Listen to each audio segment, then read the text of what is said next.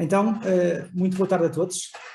Antes de mais, queria-vos dar as boas-vindas a este webinar, que é o webinar de abertura do programa Protege o Teu Campus, que pretende implementar o kit de sensibilização em cibersegurança, e este kit tem como objetivo informar e sensibilizar a comunidade académica do ensino superior para os riscos e para as boas práticas em termos de cibersegurança, na utilização da informação e dos dispositivos de acesso que todos os dias usamos para lhe aceder.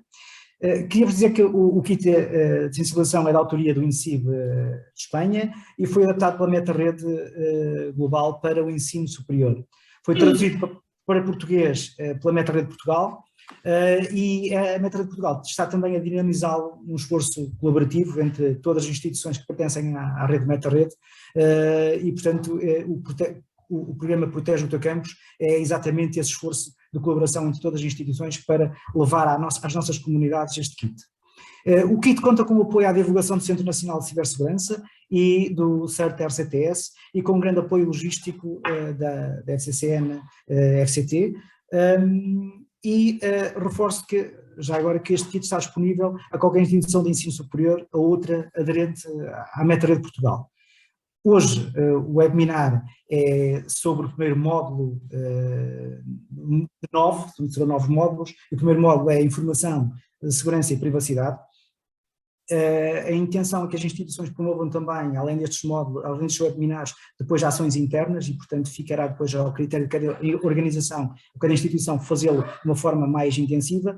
E, como vos disse, este é o primeiro de 9 módulos que serão desenvolvidos ao longo dos 9 meses do ano letivo. Começamos em outubro. O outubro é o mês europeu da cibersegurança, e, portanto, assinalamos também o mês com uma campanha nas redes sociais do Protege o Teu Campus, e será, então, esta, digamos, uma abertura mais oficial do programa. Teremos como oradores a doutora Isabel Batista, responsável do Departamento de Desenvolvimento e Inovação do Centro Nacional de Cibersegurança, que nos falará sobre segurança da informação, e o professor Nuno David, que é professor do ISCTE e encarregado de proteção de dados na mesma instituição. Prevemos que a sessão dure entre 50 minutos a 1 hora, não demorar mais do que isso. Se quiserem colocar questões ao longo da sessão, usem, por favor, o ícone de perguntas e respostas, e elas são respondidas ou durante a sessão, se houver oportunidade disso, ou então no final pelos oradores. Pedia-vos só que identificassem a quem se destina a questão, para ser mais fácil depois haver uma resposta. Posto isto, que era um enquadramento inicial de porque é que estamos aqui, passaria para a sessão de abertura pela professora Ana Costa Freitas, reitora da Universidade de Évora e presidente da Meta-Rede Portugal. Professora? Está em mute, professora, está em mute. Peço desculpa, estava muda para não incomodar o palestrante anterior. Eu queria, primeiro que tudo, agradecer mais uma vez o convite para estar aqui presente e para abrir este seminário, este webinar. É assim, eu acho que uma das importâncias, ou um dos aspectos importantes da Meta-Rede é precisamente o facto de termos temas tão importantes e tão atuais a serem tratados no âmbito da Meta-Rede. E é evidente que a cibersegurança, não é, ou o controle, é cada vez mais importante, e, portanto, eu saúdo este primeiro webinar. Espero que nós estejamos todos interessados em o aplicar, porque, na realidade, quer dizer, a maior parte das pessoas nas universidades, nós temos informação muito sensível, temos informação sensível que pode ser da parte da investigação que fazemos, por vezes, e temos registros, imensos registros sobre pessoas. E, portanto, toda a informação que nós temos e que nós preservamos e que está à nossa guarda é imensamente sensível, e cada vez mais nós somos incapazes de saber como reagir a estes ataques de cibersegurança. Eu já fui, o engenheiro Godinho sabe, aliás, já fui alvo de um ataque desses quando estava na China, aliás, 2, porque... 2 não, eu estava na China e, por exemplo, aqui uma pessoa do departamento financeiro recebeu um mail meu a dizer para transferir 20.000 € para uma conta, assim. E, portanto, isto são pessoas que entram no sistema, chegam aos meios e que fazem tudo aquilo que nós possamos imaginar. Portanto, o nós mantermos aliados deste problema é algo que não faz sentido. E o facto de este webinar, a MetaRede tem, para mim, a grande vantagem, eu gostava que todas as universidades portuguesas estivessem envolvidas, a grande vantagem de, neste aspecto, neste caso, por exemplo, isto é um problema relativamente novo para todos, não é? Ou para a maioria de nós. Sabemos, mas não sabemos no fundo da questão o que é que se passa. Sabemos, eu pelo menos acho que nós achamos sempre que comigo não vai acontecer porque ninguém se interessa pelo que eu faço. Mas não é verdade.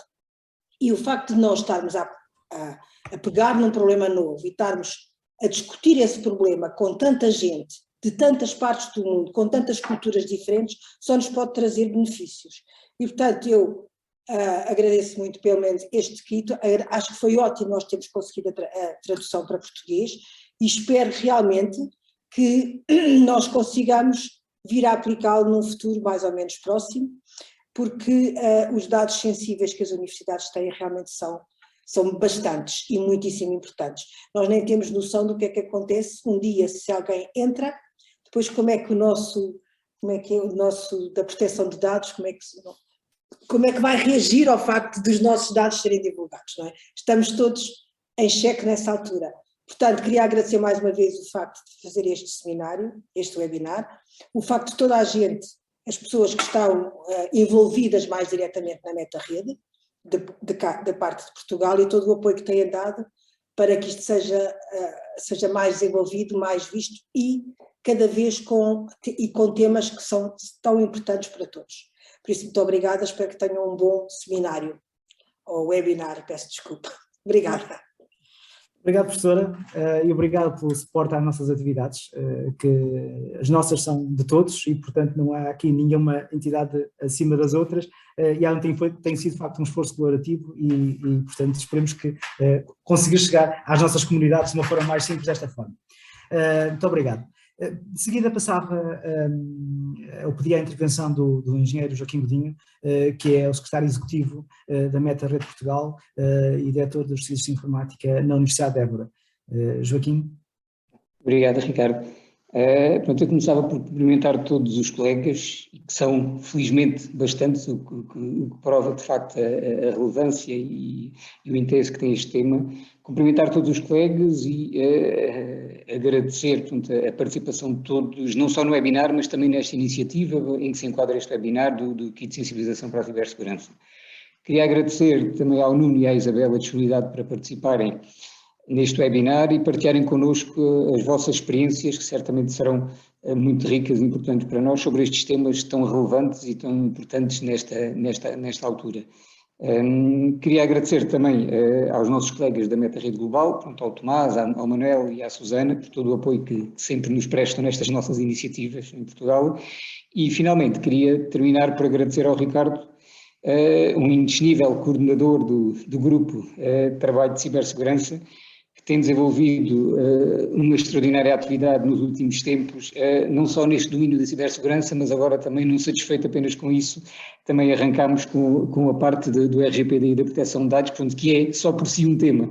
E todo o trabalho que tem sido feito, a sua reitora há bocado referia à questão da tradução do kit que foi lançado, pronto, e que foi de facto desenvolvido pelo INCIB em Espanha, mas que foi adaptado para português, não só com a tradução, mas sobretudo com a tradução, pronto, graças a um enorme esforço e trabalho do Ricardo nessa tradução, e toda a logística para conseguir pôr tudo isto a funcionar, pronto, foi efetivamente graças a ele e todo o trabalho que ele tem vindo a desenvolver, e este webinar é apenas o ponto de partida agora para o trabalho que vem a seguir, e portanto não queria deixar de agradecer publicamente e aproveitar aqui a oportunidade de termos tantos colegas a ouvir-nos, reconhecer e agradecer o trabalho que tem sido desenvolvido, e muito obrigado, Ricardo, e passava agora àquilo que de facto nos importa, que é as apresentações dos nossos oradores convidados. Obrigado a todos.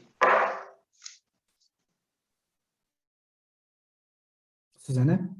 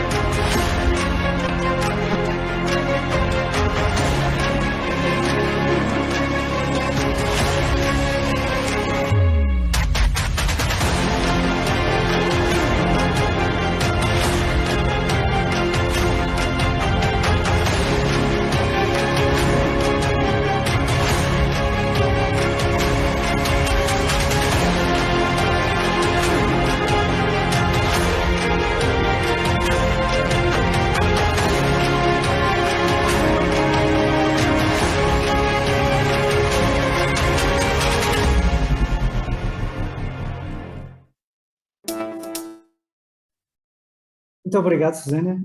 Este é o teaser do nosso programa, Protege o Teu Campus.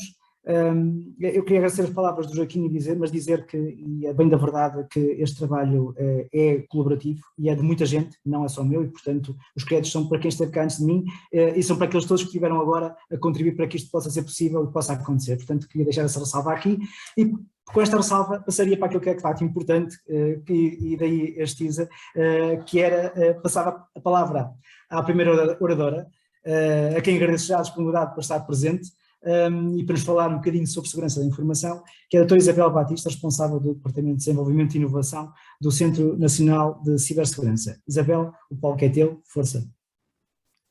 Muito obrigada.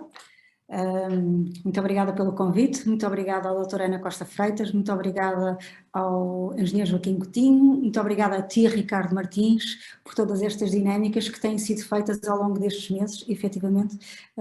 Também é um gosto ter o António Costa do meu lado, que esteve já do lado da meta-rede e eu conseguiu roubar para o meu departamento, e é com muito gosto que também vejo que algum do trabalho que foi desenvolvido continua agora de forma mais fugaz e efetivamente é muito bom ver esta continuidade e ver esta coparticipação de todos nós.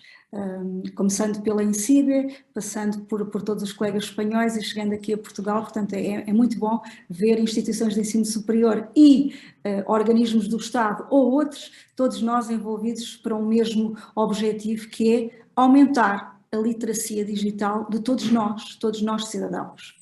E para isso eu vou falar-vos um bocadinho acerca daquilo que é a cibersegurança este ano, em 2021, quais é que são as ameaças, os comportamentos e os desafios.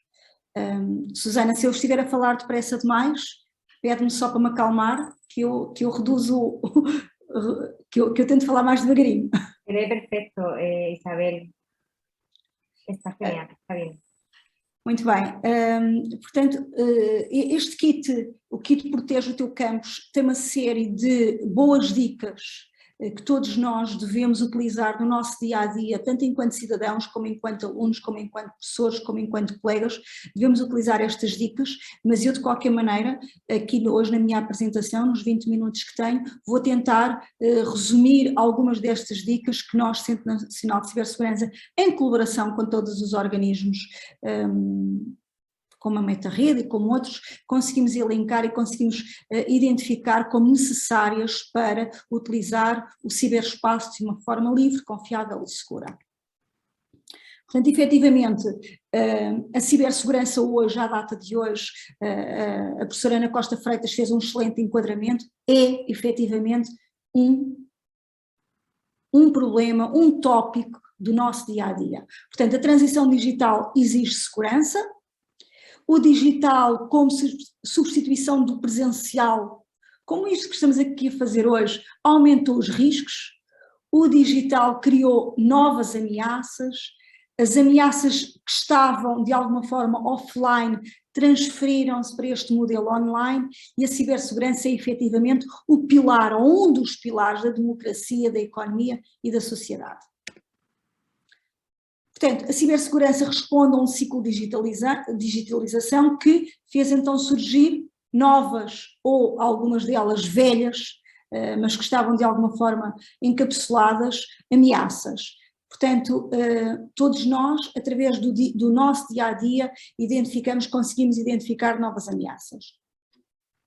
E o trabalho, o modelo de teletrabalho, o modelo de trabalho híbrido, traz efetivamente novos riscos, que podem ser a flexibilização dos processos, o trabalho por objetivos, a autonomia de horários, a maior dependência deste meio digital, o menor controle físico, obviamente a necessidade de mais confiança e, não menos importante, mais exigências de cibersegurança.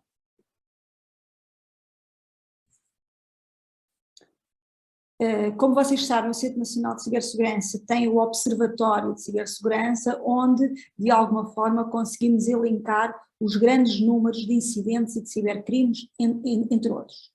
Portanto, este observatório, disponível no site do Centro Nacional de Cibersegurança, diz-nos que houve um aumento de 79% do número de incidentes registados pelo CERT.pt, que houve um aumento de 27% do número de crimes informáticos participados às autoridades, diz-nos o relatório de segurança interna. Houve um aumento de 183% no número de denúncias efetuadas ao Gabinete de Cibercrime do Ministério Público, diz-nos a PGR. Diz-nos também que houve um aumento de 101% no número de incidentes registados pelo CERT.pt no primeiro semestre de 2020 face a 2019, face ao mesmo período de 2019. Diz-nos também que houve um aumento de 23% no número de incidentes registados no primeiro semestre de 21 face ao período 20, e há uma maior percentagem, portanto, de 0,6 desde 2009 até 7,4 2020 em crimes informáticos relacionados com a informática de forma genérica.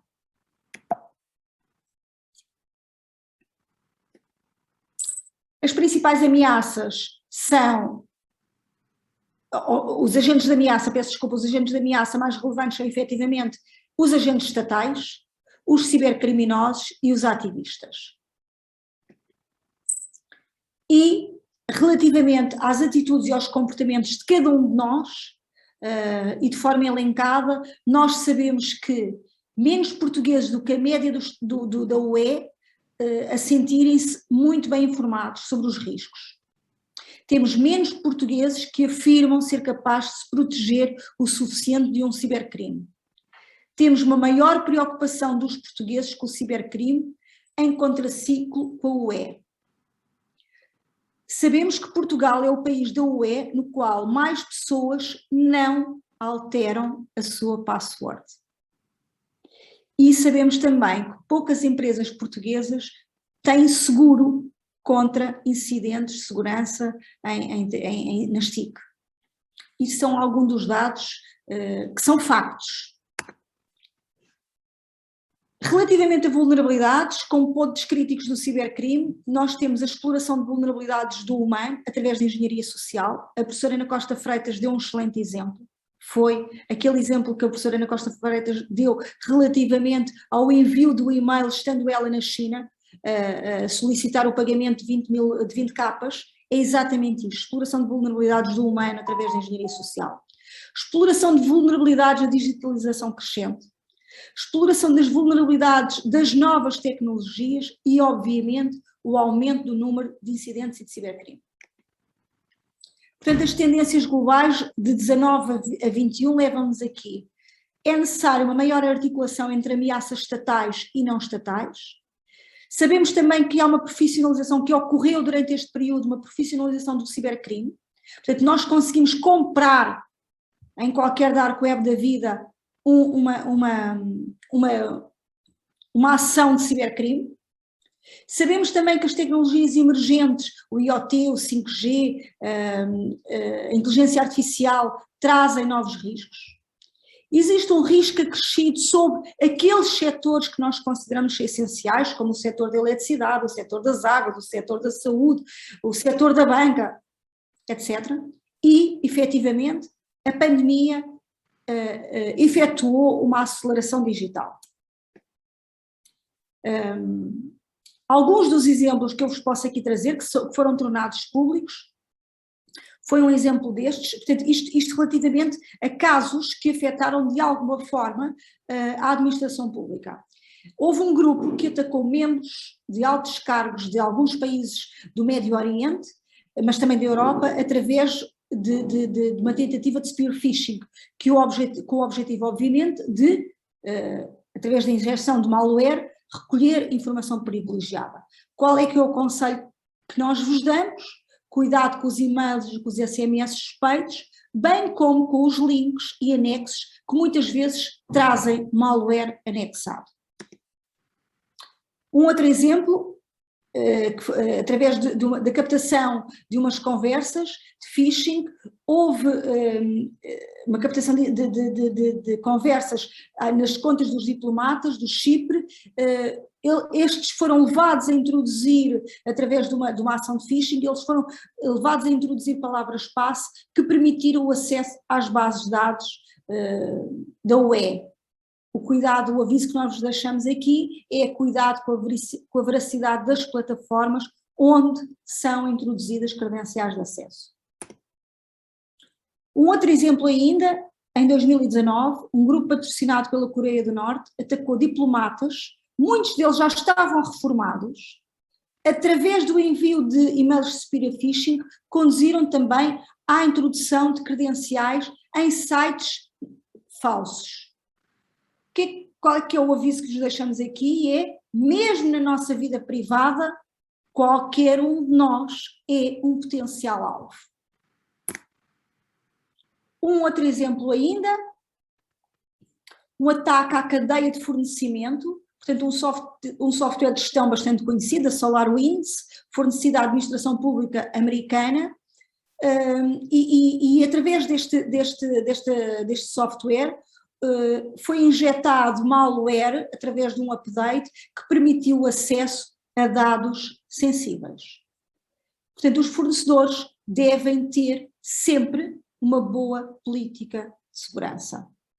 E nós, de alguma forma, enquanto responsáveis de IT de algumas organizações que estão aqui hoje presentes, recomendo vivamente que estas boas políticas de segurança, até de acordo com o Quadro Nacional de Referência em Cibersegurança, sejam adotadas o mais rapidamente possível. Peço desculpa. Então, o que é que podemos fazer com base nesta informação que acabamos aqui de ver? Quais é que são os nossos desafios? Bem, temos que tornar a cibersegurança como algo normal no nosso dia-a-dia. Temos que qualificar profissionais. E aqui a MetaRede tem um papel fundamental. Temos de influenciar as lideranças. Eu percebi hoje, já tinha percebido, mas percebi hoje de forma ainda mais assertiva, que temos a professora Ana Costa Freitas do nosso lado. Portanto, temos esta liderança, de alguma forma, já com a aware suficiente para também, na primeira pessoa, influenciar outros líderes que aqui estejam hoje presentes. Educar a comunidade, mostrar o valor económico. Obviamente, a segurança tem de ser de raiz, by design.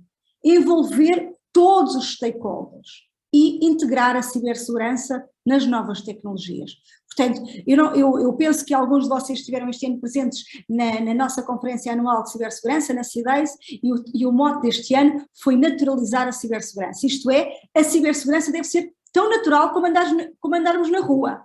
Hoje andarmos no ciberespaço é natural. Então, devemos torná-la como um potencial risco que tem que ser gerido no nosso dia-a-dia, como qualquer outro risco. O que é que cada organização que está aqui presente hoje deve fazer, obrigatoriamente?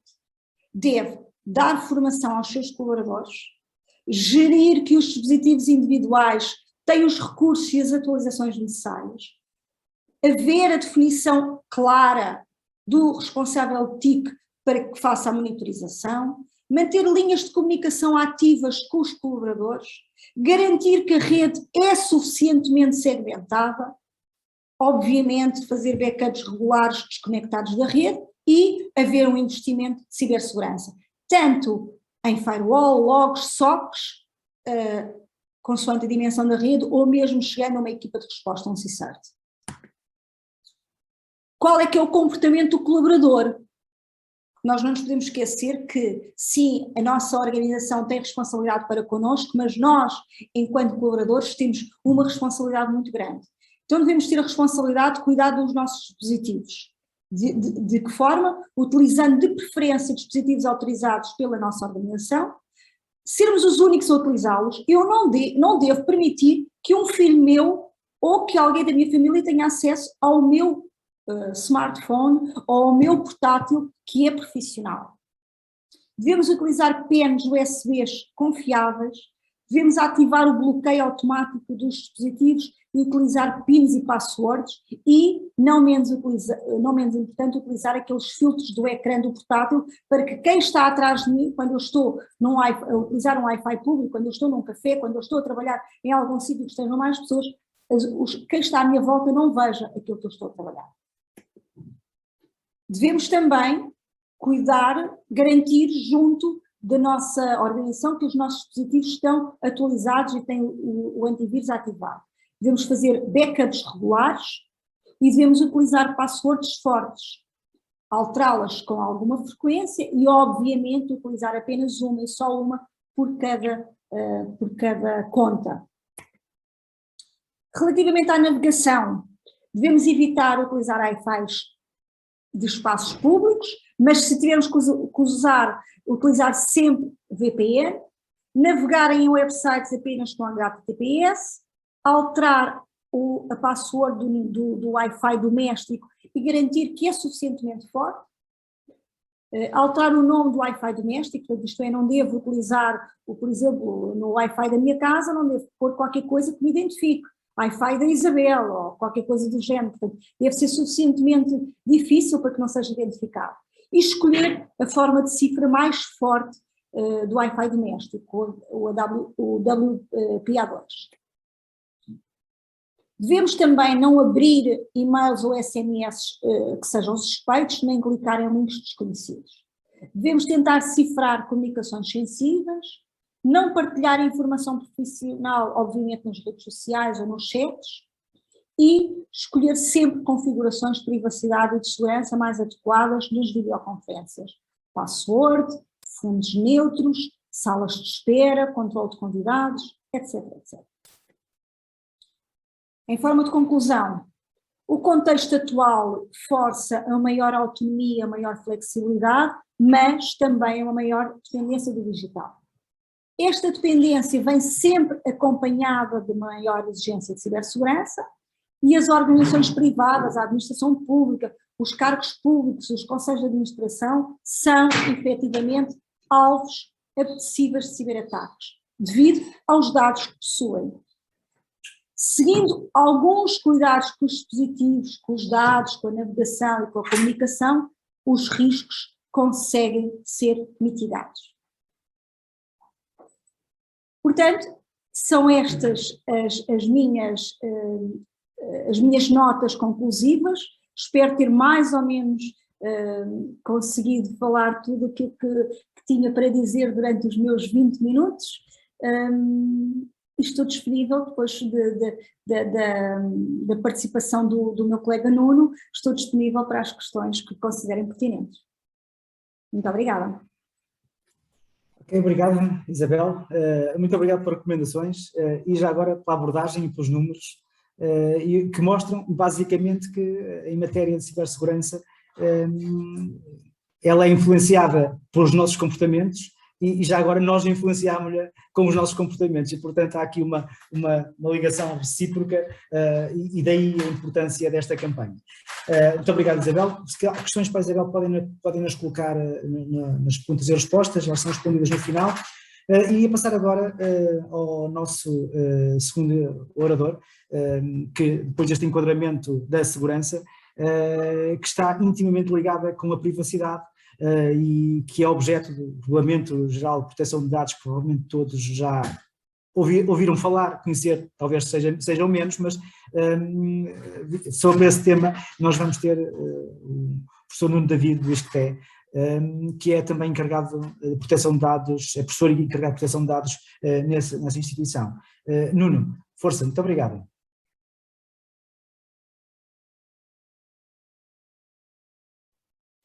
Muito obrigado. Sim, agora já postou, obrigado.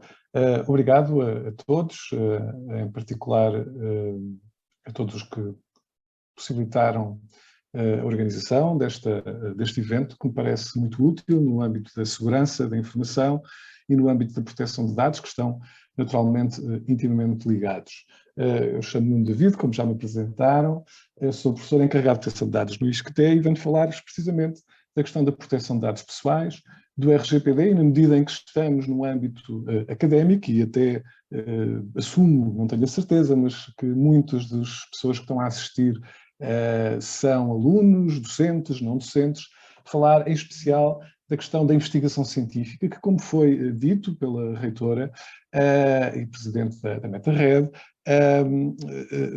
recolhem e tratam uma quantidade de dados pessoais que exigem determinadas medidas e exigem a atenção de todos aqueles que tratam esses dados.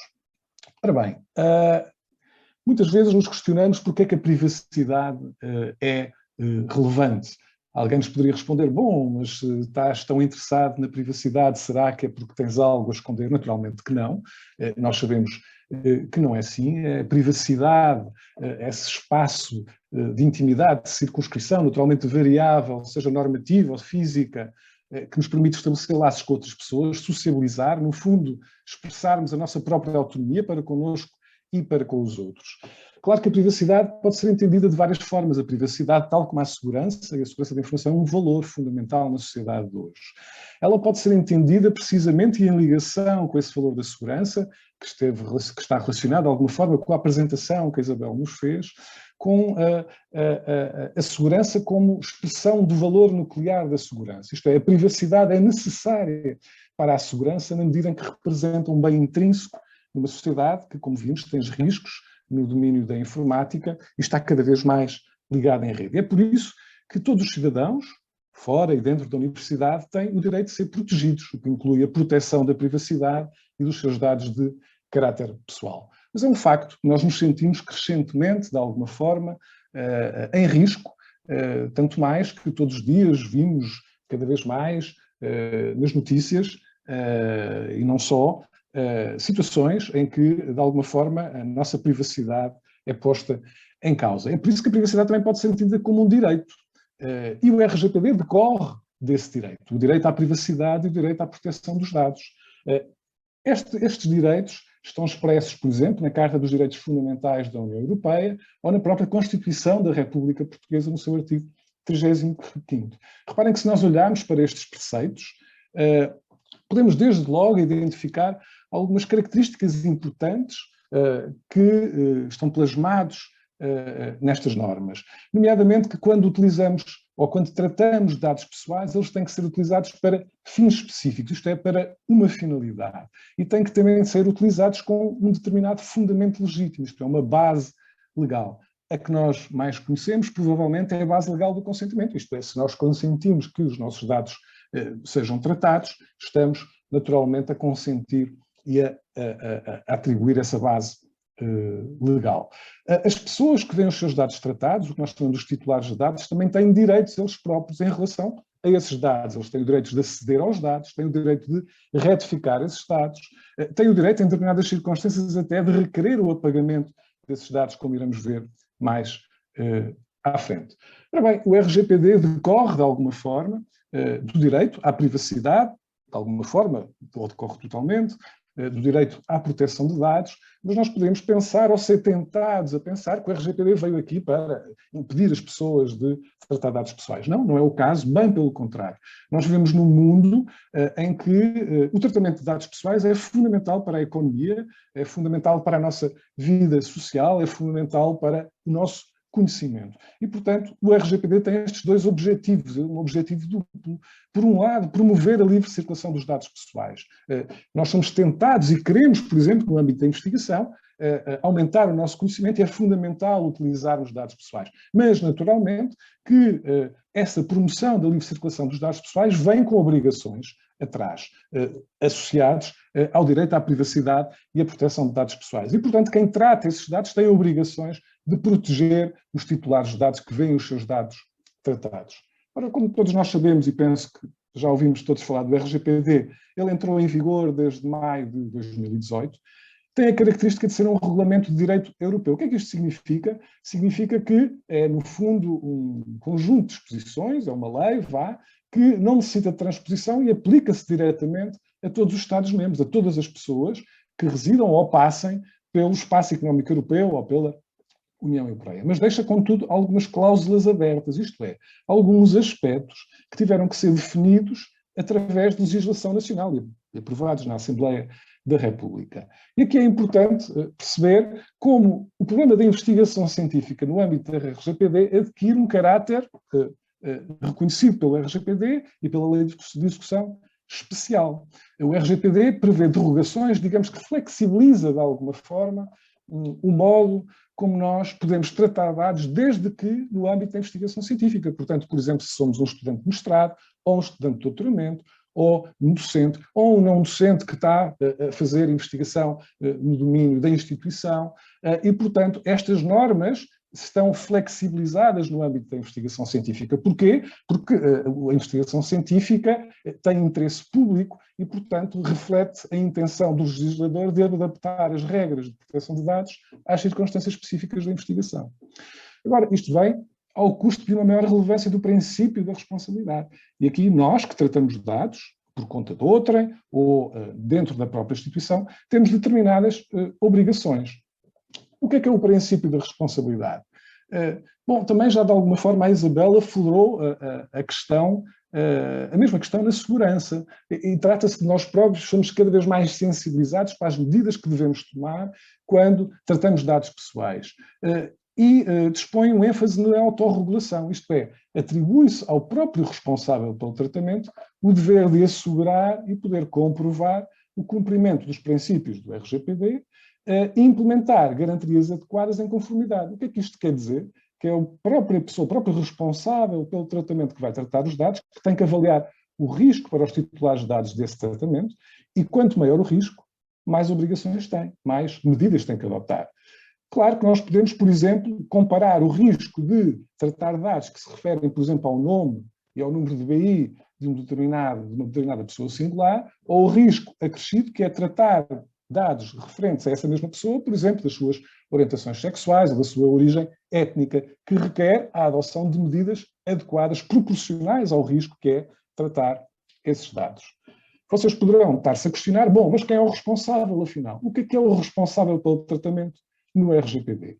O RGPD determina que o responsável pelo tratamento é aquele que determina as finalidades e os meios de tratamento de dados pessoais. Bom, aqui surge de imediato a pergunta, bom, mas afinal, eu como estudante, por exemplo, de doutoramento, ou estudante de mestrado que estou a fazer uma dissertação, ou mesmo aluno numa sala de aula, sou o responsável pelos dados, bom, eu posso ser multado, que medidas é que eu tenho que adotar caso incorra numa violação de proteção de dados? Bom, na realidade aqui as abordagens entre as universidades poderão ser ligeiramente diferentes, mas, por exemplo, em trabalhos de doutoramento, em que é o próprio aluno, em conjunto com a instituição, que determina, no fundo, as finalidades do seu trabalho de investigação, podemos dizer que há uma responsabilidade conjunta. Ou podemos adotar uma abordagem diferente, em que o único responsável pelo tratamento é a instituição, e esta é a abordagem mais vulgar. Em qualquer dos casos, qualquer que seja a abordagem adotada, naturalmente incumbe ao orientador do trabalho, em conjunto com o orientando, ainda que não seja o responsável pelo tratamento, mas tenha responsabilidades perante a instituição de adotar as orientações em vigor na instituição de proteção de dados, cumpre-nos assegurar a execução desse projeto de acordo com a legislação de proteção de dados e as orientações da instituição, naturalmente. Mas para isso precisamos perceber o que é que são dados pessoais. Porque, a bom rigor, os projetos de investigação nem todos usam dados pessoais. Aliás, melhor dizendo, será desejável que quando implantamos e quando executamos um projeto de investigação, se possível, se pudermos utilizar dados anonimizados, isto é, que não sejam pessoais, é desejável e é melhor, digamos, do que utilizar dados pessoais.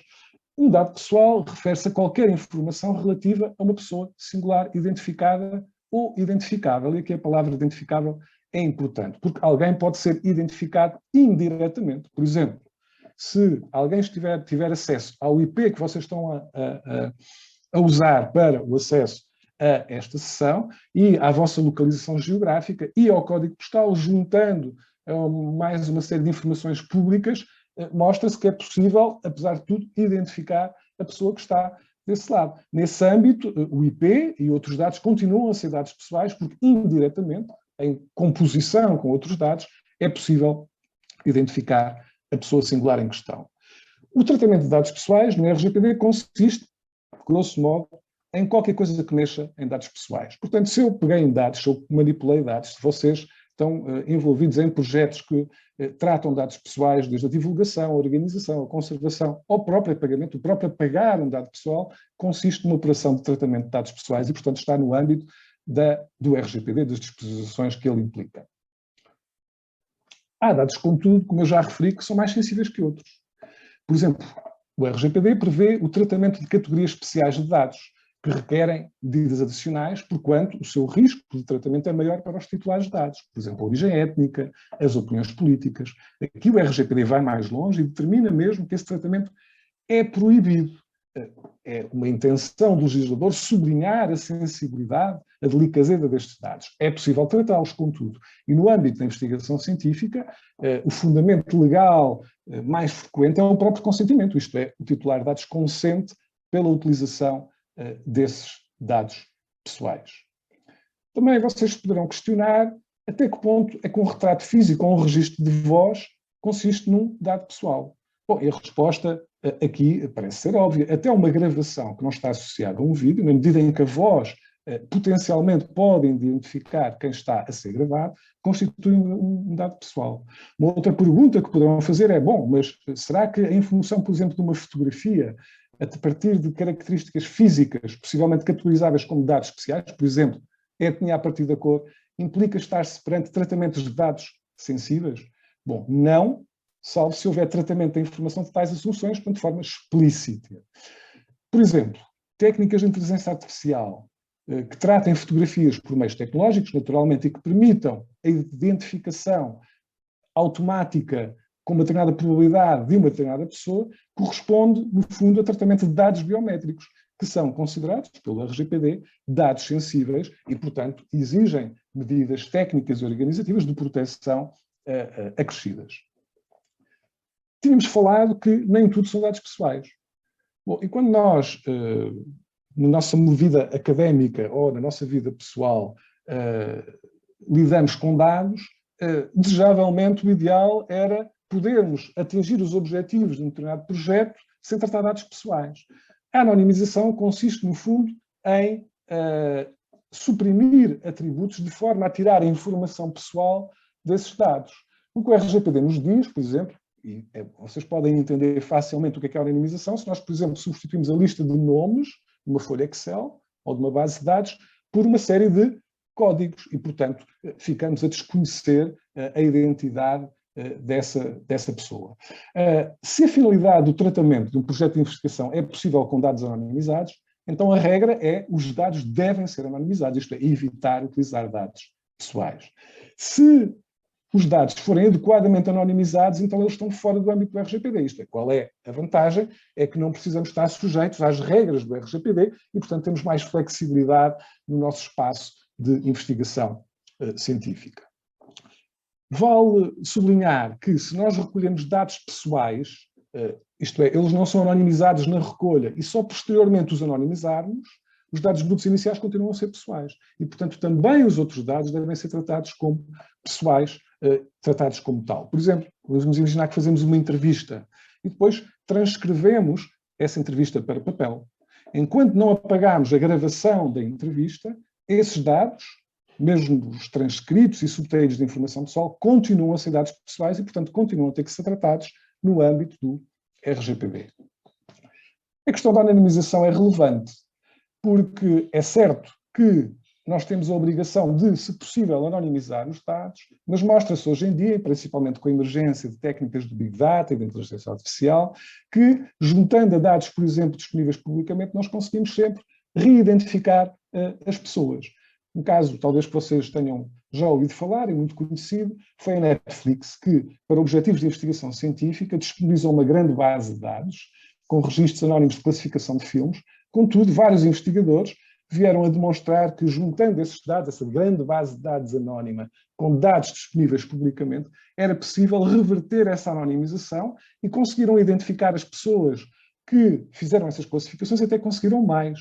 Conseguiam, através de dados disponíveis publicamente, inferir a orientação política, por exemplo, dessas pessoas. Bom, o que é que isto significa na prática? Que se nós tivermos dúvidas sobre a anonimização de um determinado conjunto de dados, então essas dúvidas devem prevalecer e nós devemos tratar esses dados como dados pessoais e não como dados anonimizados. Uma outra possibilidade, não tão forte como a anonimização, é a pseudonimização. Aqui não se remove o caráter pessoal dos dados. O que estamos a fazer é, grosso modo, podemos descrever desta forma. Nós transformamos uma base de dados que tem a identidade dos titulares de dados em duas, não é? E numa mantemos as pessoas identificadas em um determinado código. E na outra temos uma correspondência com esse código, o que permite que quem está a trabalhar esses dados, ainda que possa recorrer à primeira base de dados para identificar as pessoas, a maior parte do tempo vai passar a tratar esta segunda base de dados.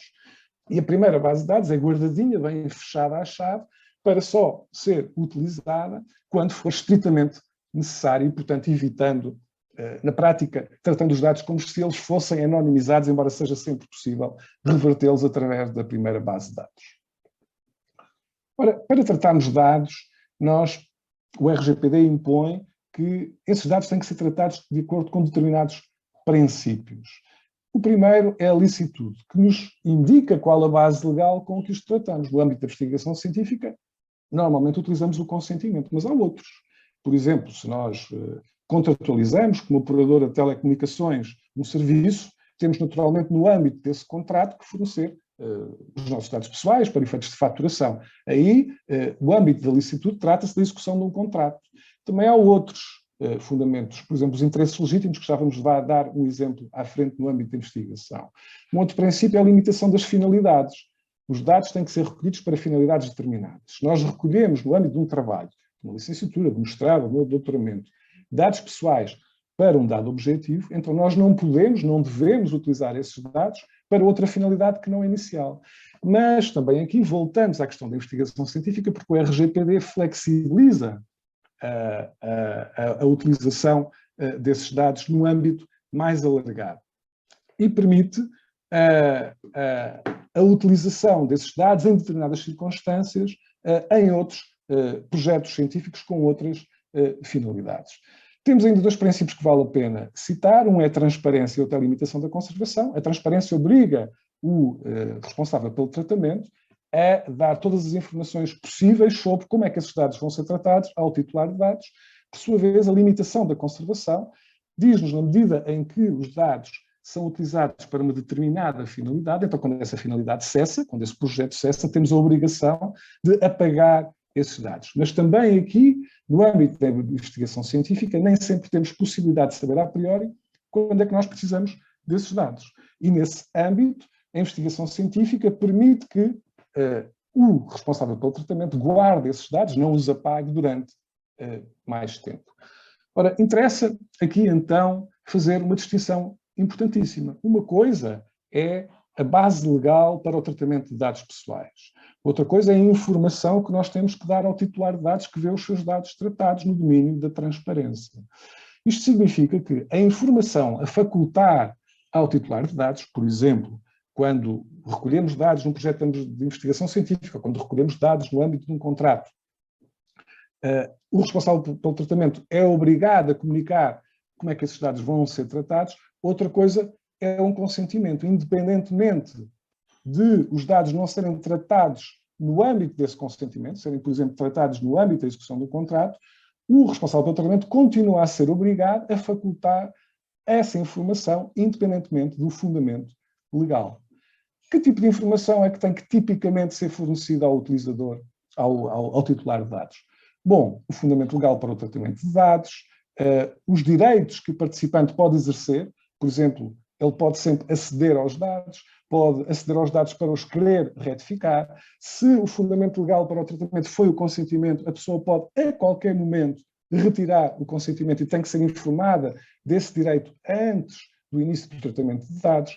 O prazo de conservação dos dados pessoais, como vimos atrás, até que ponto, ou até que data, ou com que prazo, após o qual os dados serão apagados, os contactos do encarregado da proteção de dados, se ele existir, e por aí adiante. Um consentimento pode expressar-se normalmente de forma escrita, também pode ser de forma gravada. Como vimos no âmbito do princípio da responsabilidade, quem está a tratar os dados tem que ter evidências de que esse consentimento foi dado. E, portanto, se for dado de forma verbal, tem que, por exemplo, ser gravado para subsistir uma prova de que esse consentimento foi dado. Ele pode ser também recolhido por meios eletrónicos e tem que ser dado em complemento à informação a facultar ao titular de dados, que eu chamei anteriormente FIP, e pode expressar-se da forma que está aqui projetada. No âmbito da investigação científica, o consentimento tem uma particularidade. Nós, como a investigação científica é exploratória, a investigação académica em geral, nós não precisamos no consentimento de expressar a finalidade de forma específica. Podemos expressá-la no âmbito de um projeto global, sem especificar detalhes desse projeto. Ora, aqui resta-nos abordar uma questão. Tipicamente, de facto, a investigação científica e, enfim, os nossos dados no mundo académico, no âmbito da investigação, são tratados no âmbito do consentimento. Mas a investigação científica não está sujeita apenas a prerrogativas no âmbito legal da proteção de dados, está também sujeita a prerrogativas no âmbito ético.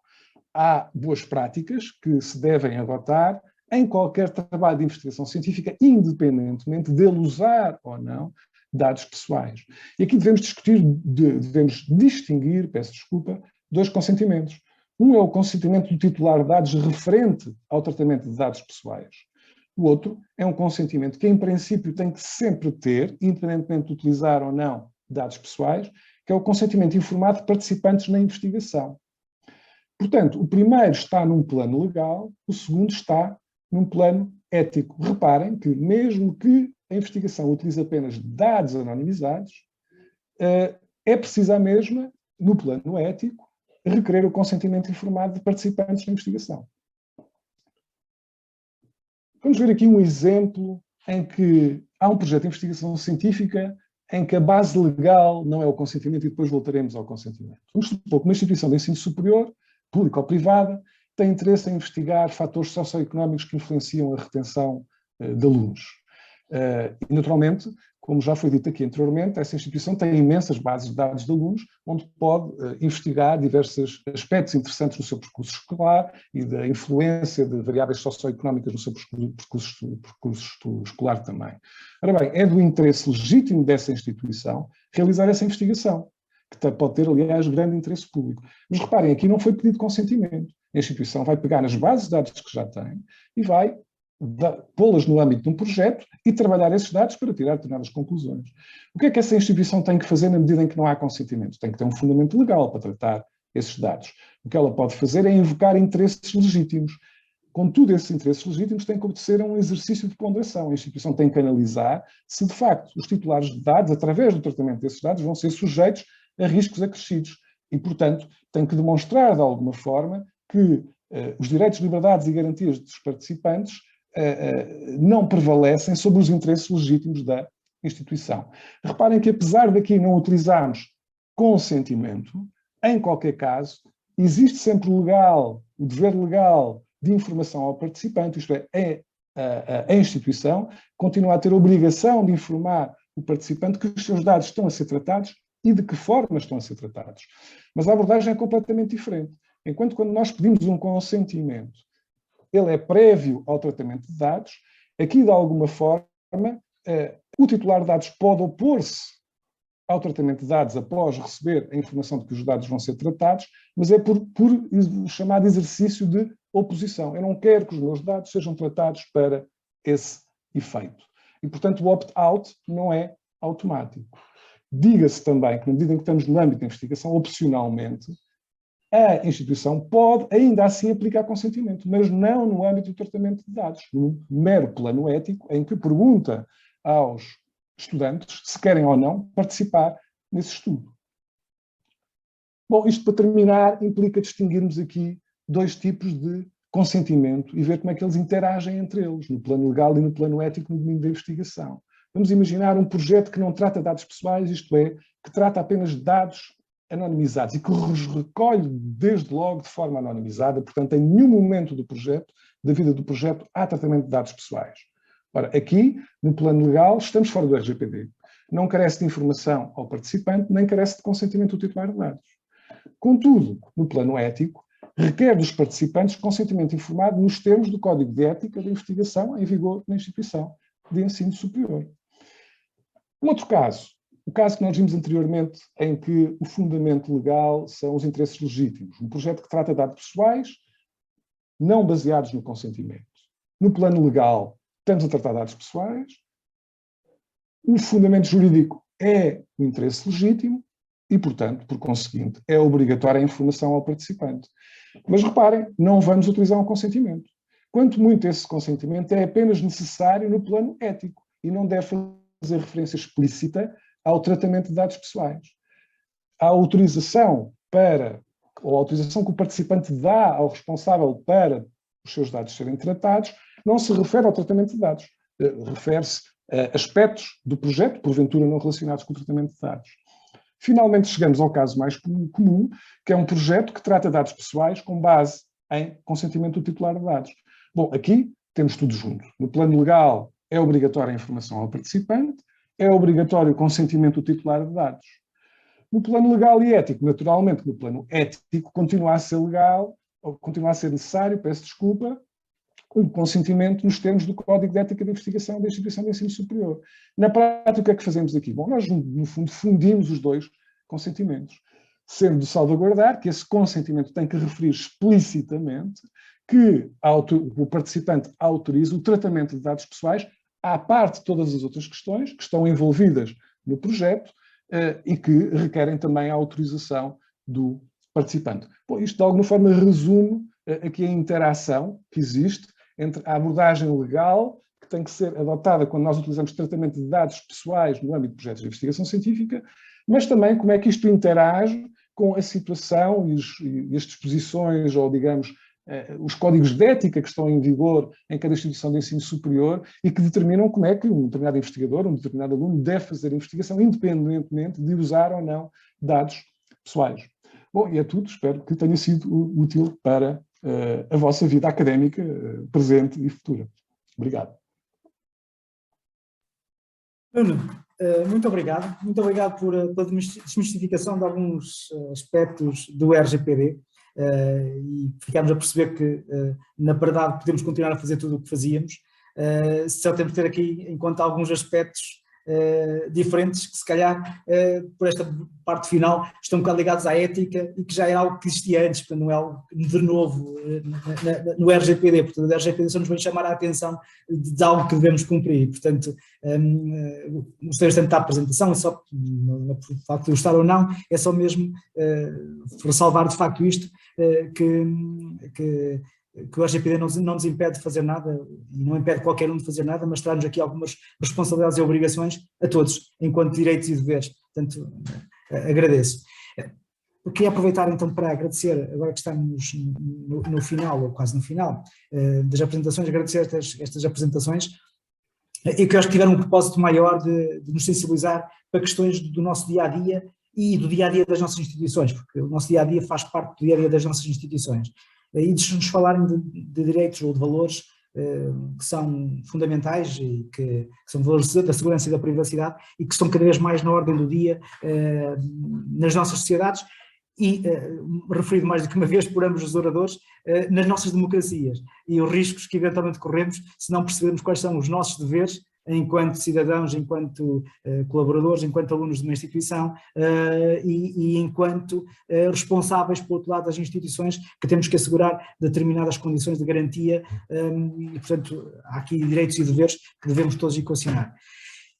Antes de passar à parte das perguntas e respostas, que já há aqui algumas, não sei se entretanto os colegas foram respondendo, eu ia só, porque hoje o objetivo era falarmos do primeiro módulo, não era o objetivo falarmos, era este webinar vem com a apresentação do primeiro e a disponibilização do primeiro módulo, de um programa mais vasto. Eu vou tentar apresentá-lo aqui em baixo, portanto, tem-me só um segundo para eu conseguir partilhar.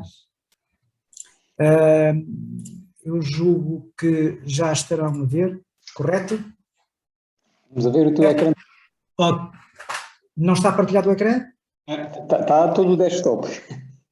O desktop errado, portanto não era este, exatamente. Só um segundo que eu tenho que parar a partilha. Peço imensa desculpa por isso.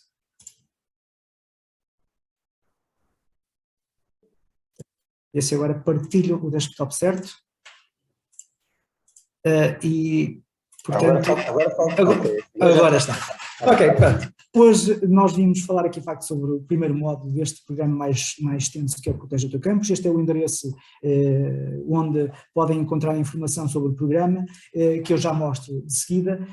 O kit já foi referido que foi criado pelo INCID, adaptado para a MetaRede, e tem em Portugal um apoio grande da FCCN, da FCT e do CNCS e do RCTS CERT.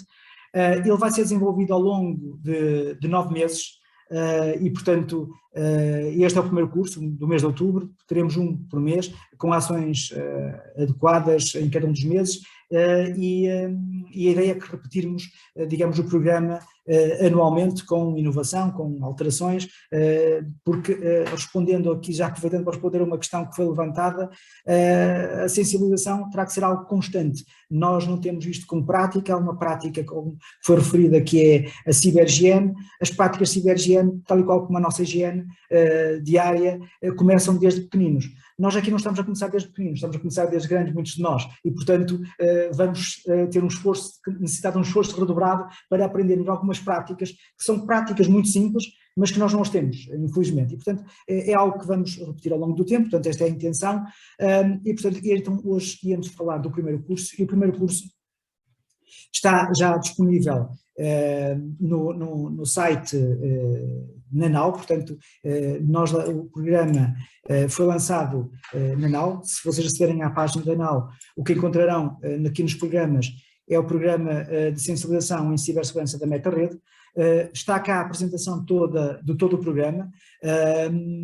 No final do programa, para quem concluir os 9 cursos, será emitido um certificado da conclusão de todos os programas. Neste momento só está disponível ainda o primeiro curso, que é a Informação de Segurança e Privacidade, que apresentámos hoje. Eles vão sendo disponibilizados ao longo dos meses, de acordo com aquilo que foi ali referido. Portanto, está cá a carga horária, está a identificação completa e será emitido, de facto, um certificado no final. A página do programa está disponível no endereço então que eu vos referi, Protege o Teu Campus, e iremos disponibilizando ao longo do tempo a informação agregada nesta página de todos os módulos que formos desenvolvendo. Neste momento o webinar está aqui em inscrever, mas este webinar no final ficará gravado e ficará disponível para todas as instituições. E portanto, do ponto de vista da apresentação do programa, era só isto que eu vos queria dizer.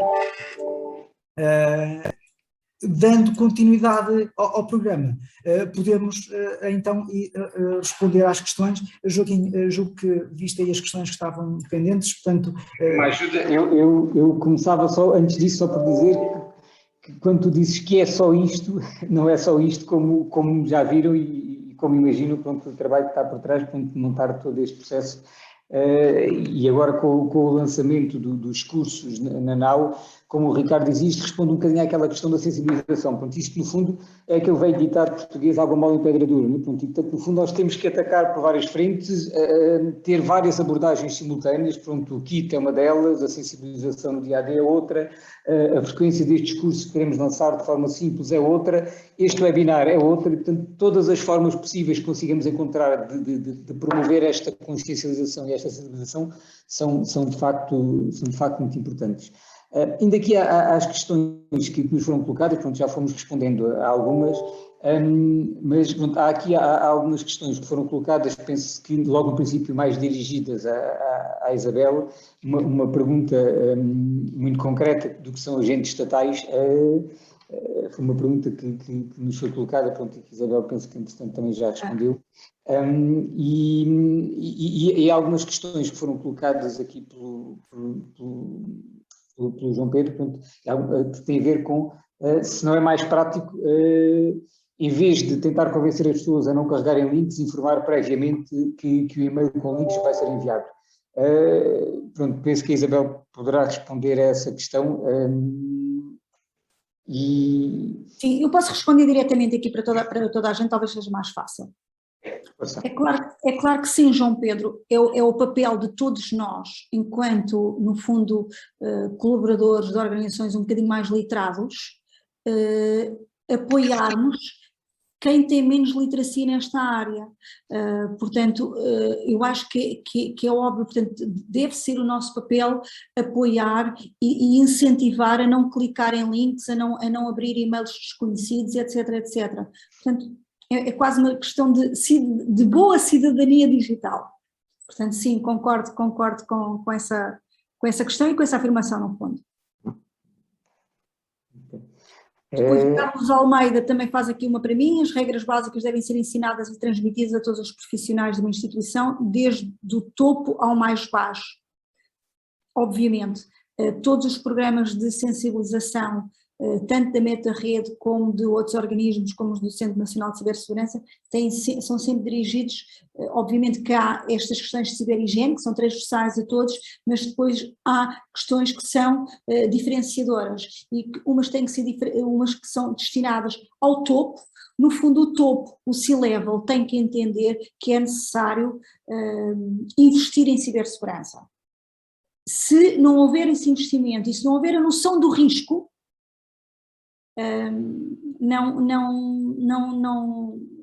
isso não é colocado, não é naturalizado nas organizações. Portanto, estas regras, sim, é verdade, devem ser do topo até, não é desde o topo até, é todos os colaboradores por igual têm que ter noções básicas de ciberhigiene e noções básicas de cibersegurança. O que acontece é que muitas vezes não existe interesse, nem se acredita no que se diz. Fica bem na papel, mas ok, sim, é verdade também, mas por isso é que é importante haver a noção do risco. Eu penso que hoje, aqui, através da ação que eu transmiti, que o professor Nuno transmitiu, do curso da Meta-Rede que está disponível, é mais fácil entender-se, é mais fácil ter-se a noção do risco. Sem percebermos que, ao atravessarmos mesmo numa passadeira, podemos ser atropelados. Portanto, esta noção do risco do espaço físico deve ser transposta para o ciberespaço. Só assim é que é possível acreditarmos que a cibersegurança tem que ser um investimento. Uma outra pergunta ainda, em relação à privacidade dos dados, não seria razoável ser por defeito obrigatório contas novas maximizarem a privacidade dos dados e dar às pessoas a obrigação de escolher o que querem ou não partilhar? Eu não sei se esta aqui é diretamente para mim. Eu também não sei, eu não consigo, onde é que essa pergunta... Sim, eu já agora aproveito só para, em relação a esta pergunta, de facto, eu acho que há aqui uma questão, apesar da tónica ser posta na questão da privacidade, né, portanto, eventualmente se pensar que é a RGPD, e efetivamente é isso, na prática é aquilo que hoje em dia já acontece um bocadinho, nomeadamente, por exemplo, com a questão dos cookies, né? Portanto, é logo a primeira coisa que nos acontece quando entramos a qualquer site, é logo essa pergunta.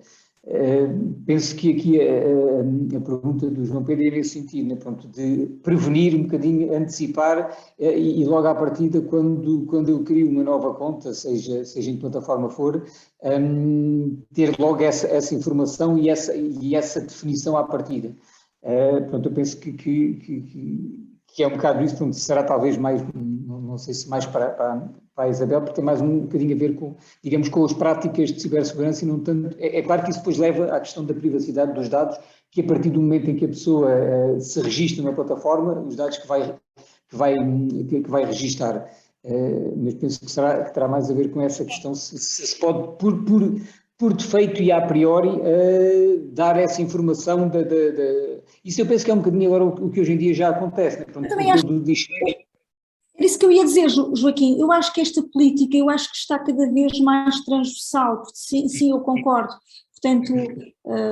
Já começa a ser uma prática, isso já decorre um bocadinho não só dessa prevenção, mas também dessa obrigação das entidades e das plataformas de logo à partida dar essa informação aos seus utilizadores. Eu penso que essa parte já, de certa forma, já vai funcionando. Sim. Eu concordo, acrescentaria que de facto pode ser complicado do ponto de vista do utilizador final, às vezes descortinar no meio de plataformas que de facto fazem uso massivo de informação pessoal, perceber o que é que de facto é utilizado e não é utilizado. Isso é uma dificuldade que a questão da privacidade e da segurança também, em geral, enfrenta crescentemente. A própria ideia do consentimento ou da informação ao titular de dados. De alguma forma, todos nós sabemos, e é um problema com que nós nos confrontamos, como é que levamos as pessoas, por exemplo, a ler essa informação, porque muitas vezes essa informação, através do RGPD, tentou-se simplificar, mas ainda assim, às vezes ainda é razoavelmente complexa. E, portanto, não há uma resposta única para a pergunta que foi feita, mas sim, estou de acordo que isso é crescentemente tido em atenção nas plataformas que vão estando aí à disposição. Há aqui outra pergunta, que em matéria de proteção da RGPD, o RGPD exige o procedimento administrativo de um arquivo dos respectivos processos por forma a ter a possibilidade de auditar. Sim, portanto, o que aqui este participante está a perguntar é referente aos registros de atividade, isto é, todas as instituições que tratam dados pessoais têm que ter um arquivo que, no fundo, documenta para toda e qualquer operação como é que essa operação é processada, que dados trata, para que finalidade, etc, etc. Sim, no ISCTE isso existe e, desejavelmente, seguramente, em todas as instituições. Claro que isto é um ongoing process, não é? Como se costuma dizer.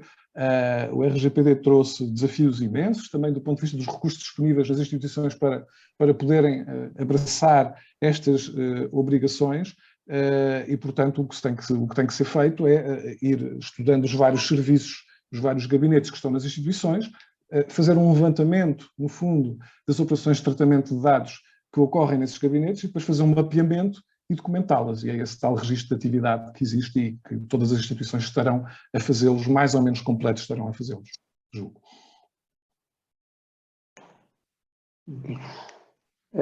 Há aqui mais uma pergunta, talvez penso que seja para a Isabel, que tem a ver com... Esta é do professor Carlos Serrão, não é?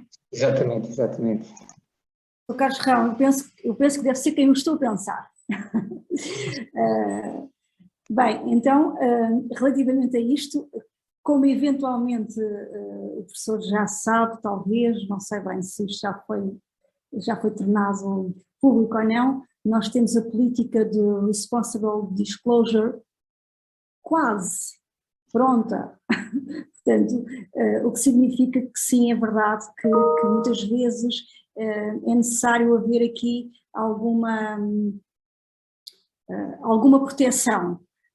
E efetivamente nós estamos a tentar, nós, Centro Nacional de Cibersegurança, com a Procuradoria-Geral da República, estamos a tentar proteger de alguma forma quem leva a cabo algumas destas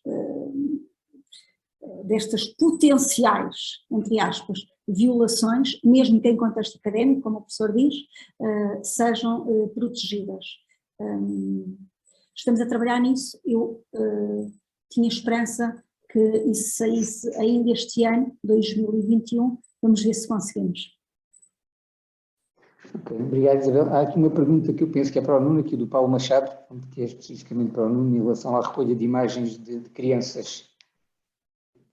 Qual é que eu não estou a conseguir localizar a pergunta?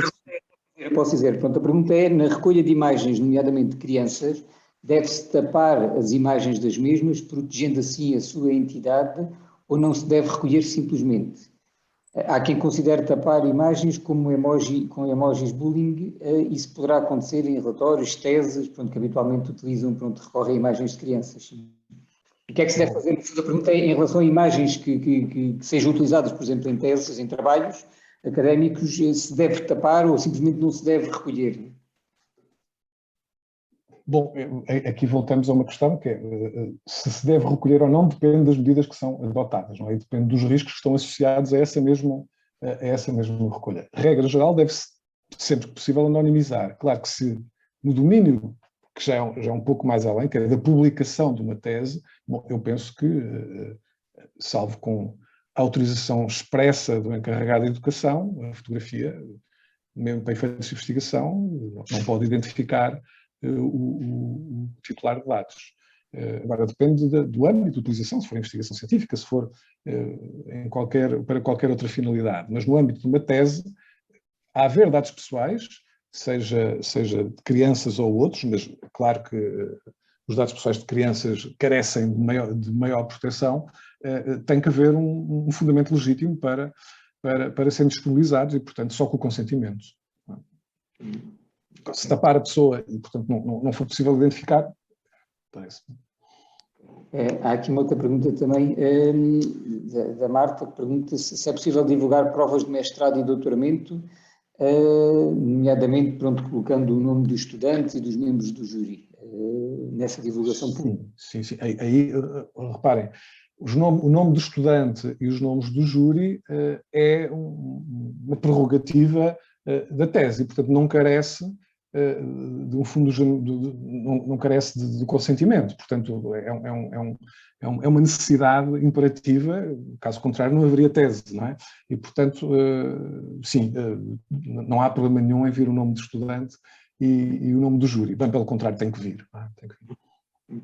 Okay. Está previsto por lei. Portanto, um dos fundamentos jurídicos para o tratamento de dados, desculpa só, Joaquim, um dos fundamentos legais para o tratamento de dados é uma obrigação jurídica, portanto, consentimento que falamos, os interesses legítimos, outra é uma obrigação jurídica. Se houver uma lei que determine que um determinado dado tem que ser tratado, então ele será tratado. Ok, certíssimo. Portanto, eu penso que aqui às questões que nos foram sendo colocadas, umas por chat, aqui diretamente do Q&A, e pronto, agradecendo mais uma vez. Obrigado. Gostas, Ricardo? Ok, muito obrigado a todos ainda bem que houve questões, isto significou que nos alongamos mais do que estava previsto, mas pronto, também é bom que haja questões, significa que houve aqui alguma interatividade e interesse na sessão e, portanto, parece uma coisa muito útil. Eu gostaria de agradecer, passar os agradecimentos finais e agradecer aos nossos geradores na sessão de hoje, ao Nuno e à Isabel. Queria agradecer também, obrigado, se calhar vamos contar convosco mais vezes, mas obrigado por este momento. Acho que é importante continuarmos com iniciativas deste tipo na área da sensibilização. Agradecer também às instituições que formam a Metrorede de Portugal e que permitiram, em particular o grupo mais ativo, que permitiu criar estas condições para agora estarmos aqui neste webinar com conteúdos publicados e, portanto, com uma série de ações já efetivamente desenvolvidas. Eu gostaria de destacar, não queria estar a destacar nomes, mas acho que aqui houve alguns que foram de facto importantes e só fazer uma referência ao papel anterior do António Costa, que deu início a este processo, e mais recentemente ao Politécnico de Coimbra, à Carla e à Jéssica, por todo o trabalho na área da comunicação, e à Universidade Aberta, ao Vítor Rodrigues, pela preparação de conteúdos e do inquérito que vai ser disponibilizado a seguir. Portanto, este foi o trabalho que já está feito. Há outras pessoas que estão a trabalhar ainda neste momento e, portanto, para os próximos webinars e para os próximos temas e para as próximas ações. Eu lembrava mais uma vez que qualquer pessoa interessada pode participar, qualquer entidade pode participar na Metrorede e qualquer pessoa interessada pode participar nestes grupos de trabalho que estamos aqui a desenvolver e, portanto, se alguém tiver essa disponibilidade, ficamos agradecidos, como é evidente. Um agradecimento à FCCN e à equipa da NAU, que em tempo recorde conseguiu disponibilizar o curso online e, portanto, já está online para vocês poderem aceder e frequentar. Já agora o curso tem conteúdos diferentes daqueles que foram abordados, melhor, os conteúdos são os mesmos, a forma é que é diferente daquela que foi abordada aqui no webinar, a intenção era isto ser complementar e foi isso que se pretendeu e, portanto, acedam ao curso da NAU e vão-nos frequentando a todos, não para terem o curso, mas porque é importante para podermos estar, digamos, mais sensibilizados. Ao CNCS, por todo o apoio que também nos tem dado, e ao CTS CERT. Um agradecimento à Metrorede Global, em particular ao Tomás, mas ao Manuel e à Susana, que têm sido instruíveis na parte da comunicação e da organização da nossa presença na web. A Susana que aqui está, obrigado Susana, os nossos agradecimentos a toda a equipa. Um agradecimento à Universia pela divulgação, pela participação na divulgação e, acima de tudo, um agradecimento a todos vós que nos mostraste interessados neste tema e que eu espero que possam vocês ser embaixadores e dinamizadores, digamos, desta temática e da sensibilização, da necessidade de sensibilização nas nossas comunidades. Portanto, da minha parte, queria-vos agradecer a todos e esperar que participem nos próximos seminários e que participem nas ações que vão ser desenvolvidas. Muito obrigado a todos. Desculpa lá, só mesmo para terminar, não te quero tirar a palavra, só para, pronto, agradecer também a ti e agradecer a todos os que participaram neste webinar e lembrar, alertá-los a todos que no dia 26 de novembro O Ricardo vai voltar a ser nosso anfitrião agora no terceiro encontro anual da MetaRede, que esperemos que seja presencial, esperemos contar com muita gente presente. E, portanto, deixar já essa nota, vão receber essa informação agora através das nossas mailing lists, mas, portanto, dia 26 de novembro vai-se realizar então o terceiro encontro anual da MetaRede, que desta vez será na Universidade de Aveiro, presencial esperamos nós, e, portanto, oportunamente vão receber mais informações e era só para vos deixar essa nota prévia que serão também alertados mais vezes, agora oportunamente por essa próxima iniciativa. Obrigado a todos. Ricardo, força. Era só mesmo para encerrar. Muito obrigado, uma boa tarde. Fiquem seguros. Boa tarde a todos. Boa tarde, obrigado a todos. Dios, hasta luego.